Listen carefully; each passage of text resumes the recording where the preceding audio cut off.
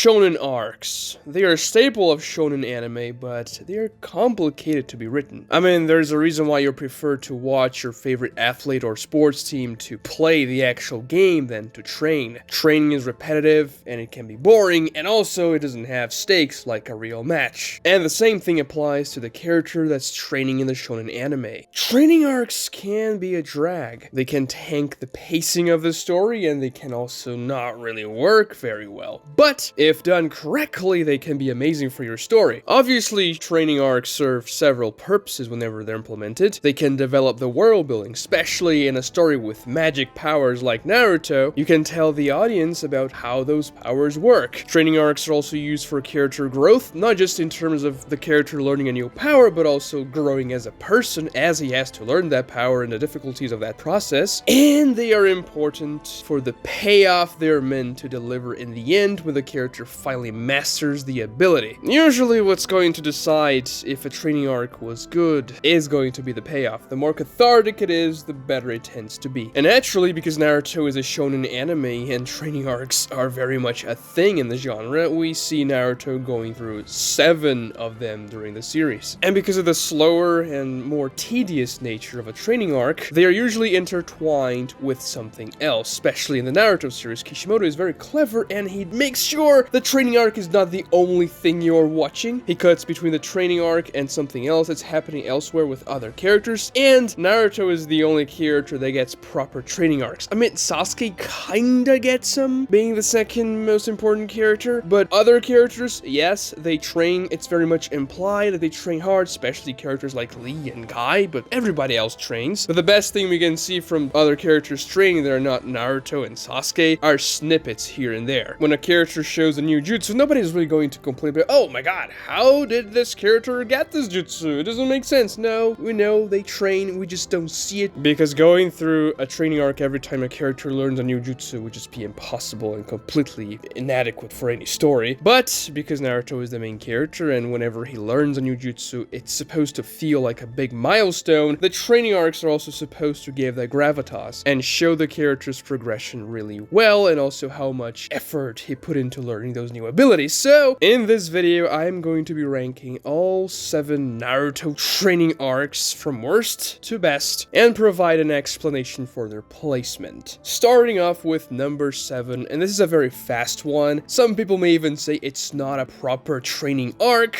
but I am going to include it here nonetheless because it feels like it when you read it, and it's going to be the Shadow Clone Jutsu training arc from the very first chapter of the series. Now, is this quote-unquote training arc bad? No, it's not. It's just much simpler than the other training arcs because the first chapter of a shonen series usually serves to be this microcosm of what the series is going to be, so it has to be a self-containing arc within the 60 pages of the first chapter. And the thing is, we don't really see Naruto learning the Shadow Clone Jutsu on screen. Yes, it's shown that he's been training a lot ever since he stole that scroll, but because we don't actually see Naruto training all that hard, the payoff isn't as cathartic, even though the 1000 Shadow Clones that he uses against Mizuki are pretty cool. It's just that the training itself lacks the impact because we barely get to see what Naruto was doing, and that's by design. The training in of itself was not the focus of the first chapter. There were so many other things that were more important than that, but I still wanted to put this here as a training arc because it's Naruto's most famous jutsu that he learns in the series and that he uses until, forever. So it's gonna stay here at number 7. Now moving on to number 6, we have the tree climbing arc. The tree climbing arc in the Land of Waves is also not extremely long, but it's pretty good. Even though it's in the second to last position, I do not dislike this arc. It's just that it lacks some things that other training arcs have. The interesting thing about this arc is that it functions as a training arc for Naruto and Sasuke at the same time. And the best thing about this one is that we can see Naruto and Sasuke pushing each other and their rivalry developing in an interesting way, as well as their friendship. When they come back to Tazuna's house, all tired, and Sasuke's kind of holding Naruto because he's almost passing out from exhaustion, that's a really nice scene, and it shows the progression both from the characters and also from their powers. Now, this arc also serves to show how chakra works, and it does some pretty good world building, introducing the ability to walk on walls, which is a staple ninja ability even in the quote-unquote real shinobi world. But the main problem I have with this arc is that it doesn't pay off as well as the other training arcs. arcs. First and foremost, Naruto doesn't even use the training he got here in the Land of Waves arc. Think about it. In the final battle of the Land of Waves, Naruto arrives to the battlefield. He masses up by entering Haku's house of ice mirrors, and then he eventually beats Haku by using his anger and the Nine Tails after he sees Sasuke quote-unquote die in front of him. So harnessing chakra control wasn't really something that Naruto used here. Sasuke did use his chakra control that he learned from climbing the trees to fight Haku even before Naruto arrives to the battlefield, and that was cool, but coming up from Naruto's perspective, the training wasn't impactful, at least for the Land of Waves arc. Obviously, learning how to walk on trees is something that every ninja needs to learn, so it's not as if this was a useless training for Naruto. But from a storytelling perspective, there could have been a little bit of a better payoff for Naruto learning that ability in the Land of Waves arc, and that's why it's not gonna rank as high as other training arcs. Moving on to number 5, we have Naruto learning how to master the Nine Tails' chakra with Jiraiya and summon Gamabunta. And this is a pretty interesting one, because unlike other training arcs where there's a lot of grinding, the characters have to train for hours on end, this one is much more introspective. Instead of Naruto having to master something hard where he has to concentrate for hours, he has to look within himself and learn to tap into the Nine Tails by talking to the fox. Obviously, Naruto tried to summon Toad several times before, and he could only summon tadpoles. It wasn't working very well, so Jiraiya was getting frustrated. But Jiraiya's goal was to make Naruto learn how to use the Nine Tails' chakra anyway. And so Jiraiya resorted to push Naruto into this massive random abyss that's in the vicinity of the Leaf Village. Have you ever thought about that? There's this weird massive chasm somewhere close to the Leaf Village with all those weird spikes where Jiraiya dropped Naruto off so that he would be forced to use the Nine Tails' chakra and summon Gamabunta. And what if Naruto didn't think of using the summoning jutsu whenever he got the Nine Tails' chakra? Because it seems a little counterintuitive to summon the massive toad to stop your fall. I don't know, this probably wouldn't be the first thing that I think of, especially if I have never summoned a massive toad before. Hopefully Jiraiya had some safeguards so that Naruto wouldn't turn into ground beef if he failed to tap into the Nine Tails. But the scene where he talks to the Nine Tails is quite interesting. It's very intimidating because you as a reader know what's going on. You know what the Nine Tails is, but Naruto is pretty confused. I mean, he heard Mizuki in chapter 1 talking about Naruto being the devil fox, and he also knows something weird has happened in the Land of Waves whenever he beat up Haku, but he was never exactly sure about what it was, and that's when he understands. And seeing the Nine Tails inside of Naruto for the first time, caged up and sealed inside of his inner dimension, is intimidating as hell, and the anime does a pretty good job of making the Nine Tails sound terrifying. Now, the good thing about this training arc is that the payoff is pretty damn good. Naruto used the Nine Tails' chakra to beat up Neji, and yeah, I mean, the Nine Tails' chakra kind of completely nags Neji, having shut down every single chakra point in Naruto's body. It just kind of overpowers the Gentle Fist, which is something I kind of understand. Yeah, it's the power of the Nine Tails. It's going to negate whatever Neji did to block Naruto's chakra paths. And then obviously Naruto uses the Nine Tails' chakra as well as Gamabunta, which he learns to summon in the same arc against Gaara. And Naruto vs. Gaara is an extremely underrated fight. It's very amazing. Now, the other good thing about this training arc is that there are several other things happening while Naruto is training, so you're not just focused on Naruto having to learn the jutsu, which, as I said before, is a good thing. And it's actually faster in the manga than it is in the anime, because the anime pads the runtime with several different things that Naruto has to do while trying to learn how to summon toads. But the reason why this arc is not higher up is because the abilities that Naruto learn don't feel as cathartic in the fights against Neji and Gaara. And what I mean by that is that the way Naruto defeats Gaara, yes, he is using the chakra of the Nine Tails, and Gamabunta is obviously extremely helpful. If it wasn't for Gamabunta, he would have died. But Naruto's guts and determination kind of steal the show there, as well as the third Hokage's speech while Naruto is finally beating Gaara. It wasn't the Nine Tails' chakra or Gamabunta per se that delivers the final cathartic moment, like we're going to see in a few other training arcs up above the list. So moving on to number 4, we have the Rasen Shuriken. Now, this arc is fundamental for the Naruto world building and for us to understand how the elements work. Well, actually, Kishimoto kind of retconned the entire power system with the elements thing, because beforehand, yes, fire style style, water style, and those things existed, but it was heavily implied that the nature elements weren't these fundamental pillars for the power system. So much so that, take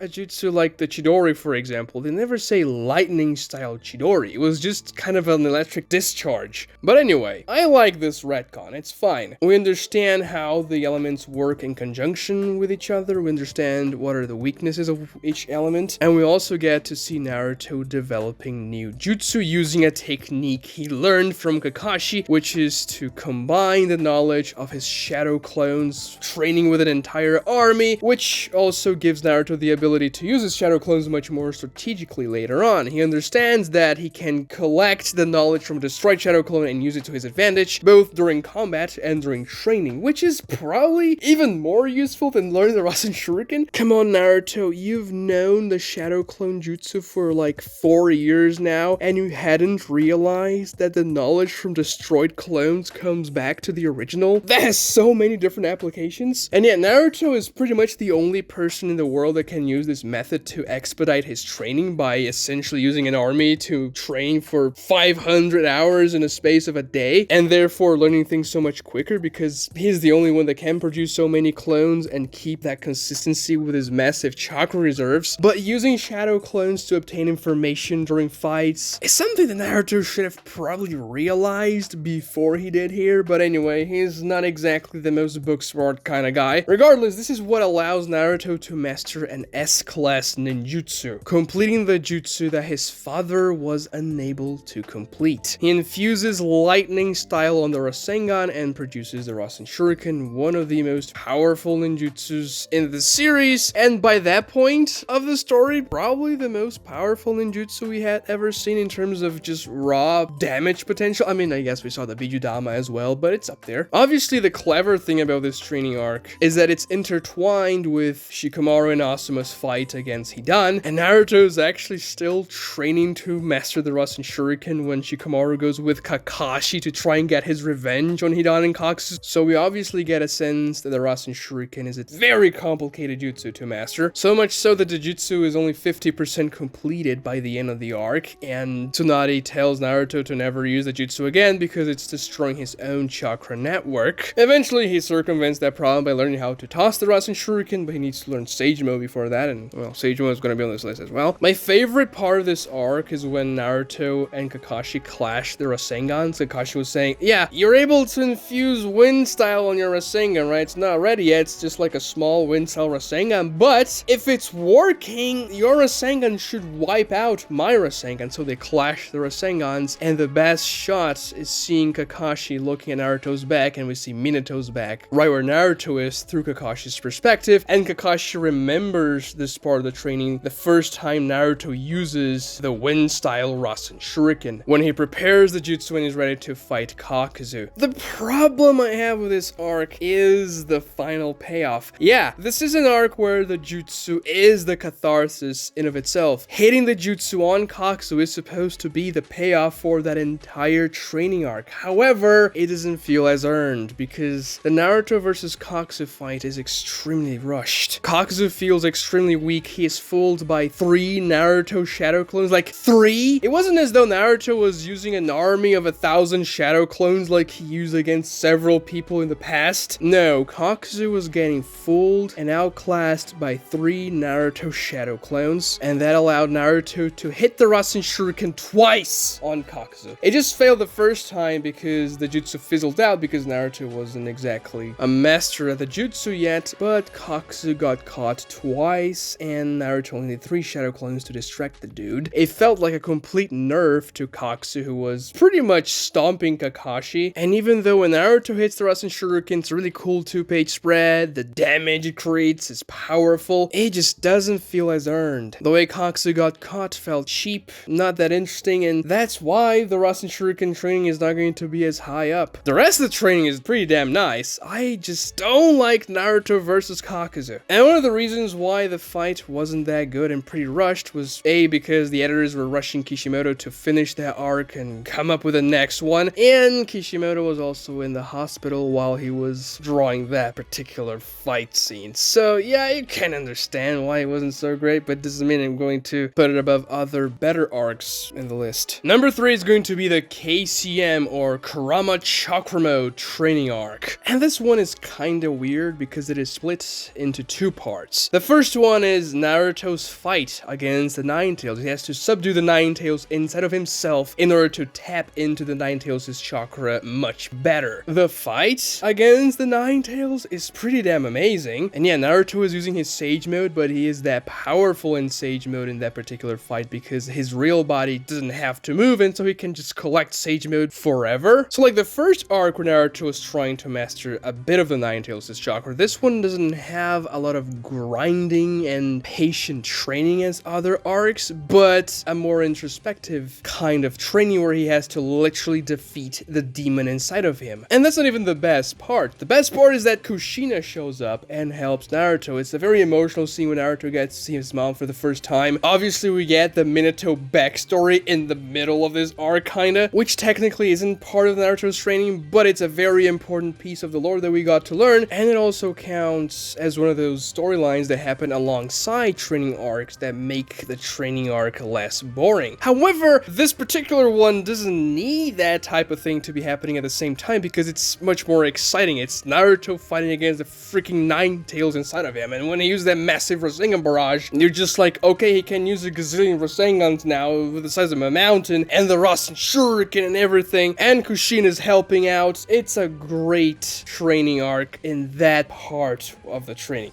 Because after Naruto manages to get KCM by defeating the Nine-Tails and subduing it, then we get the training arc with Bee and Turtle Island, and that happens during the first day of the war pretty much, where Naruto's like piling up blocks of stone and trying to figure out the gender of different animals because they're distracting Naruto from the fact that a war is happening outside. And that's just not a great part of the training. We barely even see exactly what Naruto trains to learn KCM. We just know that he can't really use the Bijudama in KCM 1, but it takes him like a day to master several things. Like he can use those large tentacle limbs of the KCM to launch Rasengans and Rasen Shurikens from far away. He can use several other varieties of Rasengan and Rasen Shurikens as well with KCM. And it's just not the most exciting thing. And even the payoffs for that, I mean, Naruto fights against a few of the Edo Kage, and then he fights against Obito and the Jinchuriki, and Edo Itachi and Edo Nagato. So there's a lot of payoff, you could say, but there isn't one single aspect of that training that you say, oh my god, that was cathartic. Because that comes later, and it isn't exactly through training that Naruto achieves, which is when Naruto and Kurama befriend each other and Naruto acquires KCM2. That is an extremely cathartic part of Naruto's power progression. Naruto befriending the Nine-Tails is a massive deal, but it didn't have anything to do with training. I mean, I guess it did have something to do with Naruto beating up the Nine-Tails inside of himself and then telling the Nine-Tails that one day he's going to take away the hatred out of the Nine-Tails. But it also had to do with several other things that the Nine-Tails saw Naruto doing throughout his life, and how different Naruto was from other people and the Jinchuriki hosts that previously had the Nine-Tails, and also due to the fact that they were in a very screwed up situation when the Nine-Tails decided to help. So I guess you can include Naruto acquiring KCM2 in the same category here, but it doesn't feel so much training as Naruto talking no jutsuing the Nine-Tails pretty much. But because the part where Naruto has to actually learn new things after he got KCM is so boring, and the first day of the war is just not good at all, so the other things that are supposed to be distracting you from the monotony of Naruto's training are bad. It's just a pretty bad second half for the KCM training, and that's why it's not gonna rank as high as it could have, because the first part where Naruto is fighting the Nine-Tails to acquire the ability to use KCM is amazing. The rest, not so much. Number 2 is going to be the Rasengan training, and this one is definitely the one Naruto has to grind for the most, and it definitely feels like the longest training arc in the series. Now, obviously, it feels much longer in the anime because of all the padding they do and the filler crap they put in, but even in the manga, it's pretty long, and that's because there are so many stages to learn the Rasengan. Naruto needs to learn how to rotate water in that balloon, then he needs to know how to pop the balloon, then he needs to learn how to pop like a rubber ball with just air, which is much hard to do. It feels like an immense task for Naruto, a jutsu that's impossible for him to learn, so much so that Tsunade, when she sees Naruto Naruto using this proto Rasengan of his when they are clashing on the streets, she's like, oh my god, Jiraiya, are you stupid? You're teaching Naruto that jutsu? He's never gonna master it, which prompts Naruto to bet with her and all that, which serves as an amazing payoff for Naruto learning the jutsu. But this arc also works very well for world building and for how chakra even operates. It's, as Jiraiya says, a perfect jutsu for Naruto because it requires a pretty decent amount of chakra, but it doesn't require hand signs, and when you master it, it's a very simple jutsu for you to use. The problem is mastering it, and Jiraiya believed Naruto could do it. Now, the other storyline that's happening at the same time is obviously the search for Tsunade, and that's a very interesting aspect of the Naruto series as well. We get to learn new characters such as Tsunade herself, as well as Shizune, and we get to learn more about Jiraiya and even Orochimaru while those things are happening. But the interesting aspect is that the parallel storyline that's happening alongside Naruto's Rasengan training also correlates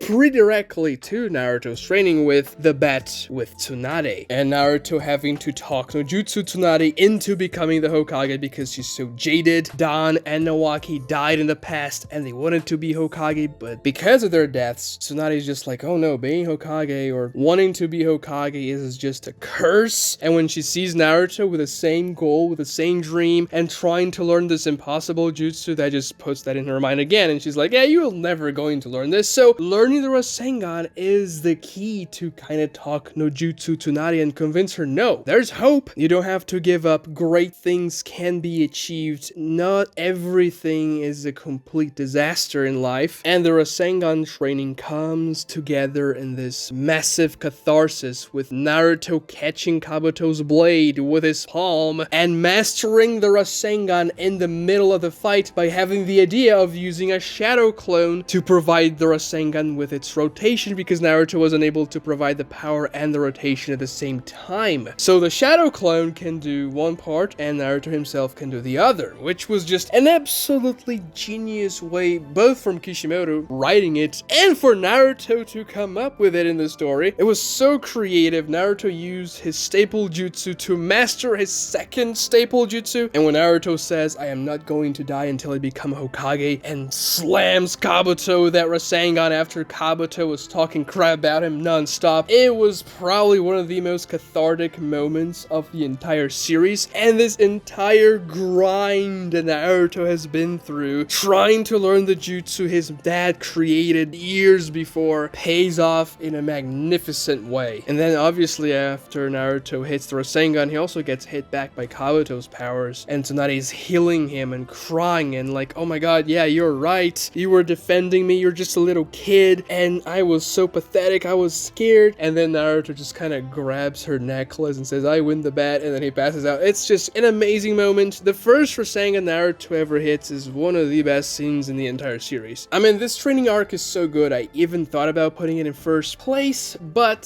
first place is actually going to be something else. Because number one, the best training arc in the Naruto series is going to be the Sage Mode training arc. Now, this arc is also pretty grindy. Naruto cannot use the Shadow Clone Army technique to learn Sage Mode because it's simply impossible. The chakra simply wouldn't allow it because nature energy would enter Naruto's body and turn him into stone if he didn't have enough chakra to counteract it. Now, the Sage Mode training takes us to a very specific location, Mount Myoboku, which is cool to see. Oh, so this is where the Toad Summons live. It's a place we had never seen before or anything like it, and there are also several different stages to master Sage Mode, which Fukasaku takes Naruto through. There's also a lot of danger and a sense of urgency, which is something pretty important for a compelling training arc. I mean, in the Rasengan training arc, there was a time limit of a week that Naruto had to learn the Rasengan or he would lose the bet. But in here, Naruto is still training Sage Mode when the Pain Invasion starts, so there's a very clear sense of urgency and almost agony as Naruto is unaware of the Pain Invasion as he's still training for Sage Mode. And we're like, please, somebody call Naruto, bring him back, Pain is attacking. And this training feels even more personal than all the others. Even though the Rasengan was Naruto's dad's jutsu, Sage Mode was Jiraiya's jutsu, and Jiraiya had just died. Obviously, Jiraiya had been Naruto's mentor and a father figure for a lot of time, and the death of Jiraiya was extremely tragic. So Naruto mastering the jutsu his master was imperfect at gave it an even more special feel, we learn about this entirely different type of chakra, which adds to the world building and the power system itself, and an extremely powerful type of chakra that. Obviously, later on, we learned that there were other types of nature energy, such as the curse mark, and there are also other types of sage mode, but learning about this third type of energy on top of the physical and mental energies is interesting. Naruto coming up with an idea to use sage mode mid-battle after his current sage mode runs out is also genius, because it's the exact same idea he comes up with to learn the Rasengan and also to learn the Rasen Shuriken, which is to use a shadow clone. I mean, it's just amazing. He leaves 2 shadow clones in Mao Miyaboku, collecting sage mode so that Fukasaku can summon them into the battlefield, and then they dispel, launching the sage energy back into the original and reigniting sage mode. Naruto also masters the Rasen Shuriken completely in this arc. He manages to toss the Rasen Shuriken, and because he has sage mode now, he can use the jutsu more often because he has more chakra. But naturally, the best part of this training arc is going to be the payoff, and even though sage mode isn't as used after the Pain arc, the Naruto versus Pain fight in of itself is an extremely effective and cathartic payoff for the sage mode training. Naruto's arrival in the Leaf Village after he gets blown up by Pain, after Sakura is screaming for help, is one of the most epic entrances in fiction, I would say. We were agonizing, claiming for Naruto to return and save the village, and then he does so. Well, the village is pretty destroyed at that point, but everything feels epic at that point. And when we see Naruto with the sage mode marks, with a new sage cloak that is red and black, and a dozen toads, both massive and small ones, alongside him to fight Pain, you just feel, alright, this is a sage. He masters sage mode, Naruto is a sage now, there's no going back. And then obviously we got one of the best fights in the series in Naruto versus Pain. It's all very well done, and sage mode played a vital role in that fight, even though there was a lot of Nine Tails involved as well. But because of the catharsis of Naruto's arrival here, and how well crafted the sage mode training was into the Pain Invasion arc, as well as before the Pain Invasion arc, because the sage mode training starts at the same time as Sasuke is going after Killer Bee, so we see several things at the same time. It never gets boring or bloated with exposition when we are seeing Naruto's sage mode training. This one just has to be #1. So let me know in the comments below your ranking for the training arcs, or just tell me your favorites. Also subscribe if you haven't already, this helps me out a lot. Like the video if you haven't already, ring those notifications so you always know when the videos come out, and thank you so much for watching.